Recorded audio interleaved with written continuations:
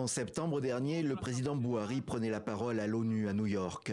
Devant l'Assemblée générale, il se félicitait des élections à venir dans son pays, des élections auxquelles il ne participerait pas, la Constitution lui interdisant de briguer un troisième mandat.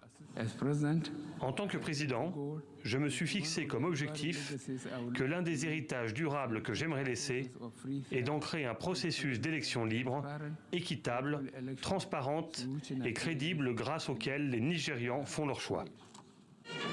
Ces convictions démocratiques ont pu sembler ironiques à certains qui rappellent que Muhammadu Buhari fut en 1983 cet officier qui prend le pouvoir par un coup d'État. Mais de fait, la démocratie revenue, c'est en démocrate qu'il se présente à l'élection présidentielle de 2015 et en démocrate qu'il se retire aujourd'hui. Pour amener le changement, nous devons nous changer nous-mêmes et devenir des citoyens obéissants à la loi.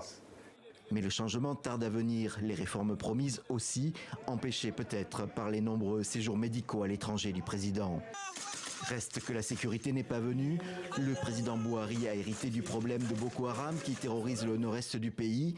Mais si ce groupe a reculé, c'est un autre mouvement djihadiste, l'ISWAP, qui tient le terrain. Pire encore, le nord-ouest et le centre du pays sont désormais en proie à des gangs criminels. Ceux-ci multiplient les attaques et les prises d'otages. Par ailleurs, la pandémie du Covid-19 a fait plonger l'économie. L'inflation est supérieure à 20% et ces derniers mois, le Nigeria s'est retrouvé paralysé par des pénuries d'essence et d'argent liquide, provoquant l'exaspération de la population. En ce début 2023, les indicateurs sont au rouge et ce sera la tâche du futur président de sortir le pays de cette mauvaise passe. Quant à la corruption massive, les classements internationaux n'enregistrent pas de recul signifiant.